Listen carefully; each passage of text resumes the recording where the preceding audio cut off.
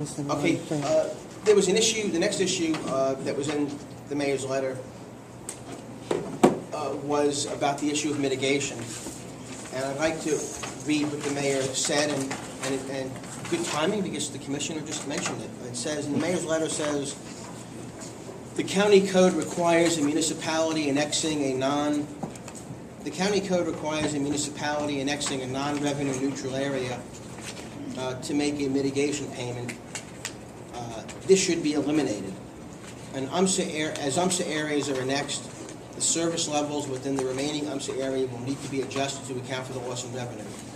As noted earlier, at some point in time, it will not be economically feasible to preserve any incorporated area. So unincorporated area. So that's we agreed to follow this process. The county, we're going to go over the mayor's issues first. Okay. Any comments or issues on that? Anybody have any comments on that? Recommend approval. Okay, recommend approval. I'll second it. Any other comments on this? Okay, all in favor, raise your hand. Okay, so you got it. That passed. We're approving that provision. We're adopting that recommendation as our own. One no. One no is going to be who? Yes. Okay, Ms. Lamb's a no, so we did that. The next one, the thing that he had an issue on boundaries, and I'm going to read it to you. It said, reading from the mayor's letter, the county code does not require annexing municipalities to request boundaries that are logical or contiguous. The task force should consider criteria for boundaries that are contiguous, logical, and compact. This will ensure that remaining UMSA areas will be provided efficient and effective services. Exceptions for annexations where there is no continuity or natural boundaries can be addressed on a case-by-case basis. Open it up. I don't want to dominate this discussion. Anyone who has any comments? Go ahead. Move we adopt the recommendation. Second. I mean, and also with this, there's a tendency for MAX to have to be created along county commission. So maybe, understanding that, for this process to move forward in the unincorporated areas, you'd want MAX that have boundaries that make sense. Would it be appropriate to maybe add that component here, or would that be a standard? Well, for MAX to do everything possible to follow logical boundaries, I would probably tell you more along the lines of community councils than county commission districts. I think that's required now. Let me ask Well, may I ask, may the staff jump in there to try to jump in? The section that you're reading You have to go to the mic and just... The section that you're reading from the memo is the annexation recommendations, Yeah. and then there's a separate section on incorporation recommendation. okay, so this would be just for And I was going to bring that up annexations. when you were talking about mitigation. You voted on mitigation related to annexation. Okay. But you didn't discuss incorporation, were you going to go to that section after? Why don't we just, with everyone's permission, since we're doing it, let's just discuss mitigation with regard to incorporations. I think that the commission should approve boundaries at the incorporation stage that make sense and are fair to everybody. I don't think that new cities should have to pay a mitigation fee. Are you doing boundary and mitigation? No, we're doing mitigation. She reminded me we skipped that. Under incorporation. We did mitigation on annexations. Okay. We skipped it with regard to incorporations. We've been asked to address that. So we're discussing now mitigation with regard to incorporations because we skipped that. Okay. So with regard to, the issue is, should newly incorporated municipalities have to pay a mitigation fee back to the county? And my position is, we tried that. It was ugly. The Florida legislature voted, the Senate voted, I think, 100-0, and the House voted the Florida Senate and the Florida House, I believe, voted unanimously to pass a law to make mitigation fees illegal. There were lawsuits over that. Some of the cities eventually withheld the payments. It was a bloody war over that. In the end of the day, they eliminated it with regard to the cities that already paid it. So I think that it just hasn't worked. And the problem always was, what I always said in my city was, listen, Coral Gables didn't pay a mitigation fee. They're not paying it. Aventura didn't pay it. Key Biscayne didn't pay it. I don't think Pinecrest paid it. So the question becomes, you know, if new areas are going to incorporate, and we want to be fair to them and let them sustain themselves and not have to raise taxes, why should a new area that we want to, maybe it'll be part of UMSA, that's very balanced.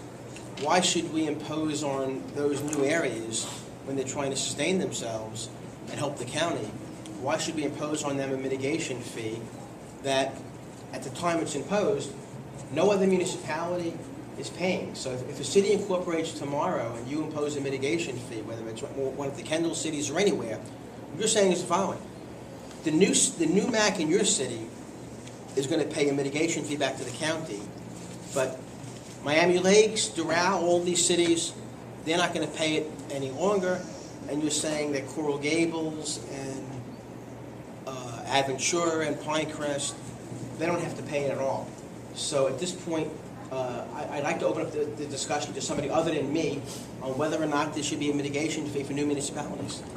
Mr. Bierman. I think the issue needs to be addressed, again, by the county commission carefully considering what kinds of incorporations it will allow and making sure that the incorporation area is a balanced area that doesn't create a huge deficit for the county or create a huge surplus. And really the only area that I can see where it would be really hard to do that that's currently on the table is Fisher Island, because that's an island. I mean, there's nothing near them that the county could say you need to take along with you know, all the $1 billion condos. But every other area is someplace that the boundaries could be designed so as to make it, if not perfectly neutral, something that doesn't create a burden or create a situation where, you know, there would be a big mitigation. Mr. Alexander. Did you have something? No, I mean, I just, listen, I voted in the legislature against mitigation, so I still hold to that. So I would move in the incorporation section that we adopt the mayor's recommendation on that as our policy. And I'll second it. That doesn't mean the cities that paid the annex, that paid the mitigation fee for 7 years, don't have a right to go back. Don't have a right to go back and get a refund. So That's not saying. I'm not ruling that out. So just, let's make it clear. But I'm writing that into the memo. Can you flip the, So just make it clear. how many areas are really I'm not ruling out the revenue possibility that the neutral cities that anyway? paid it can't go back and get a rebate under their favored nation clause that's in all those things. So if this passes, we get a rebate, right? Waive that. Did we waive that? For my legal opinion? Yeah.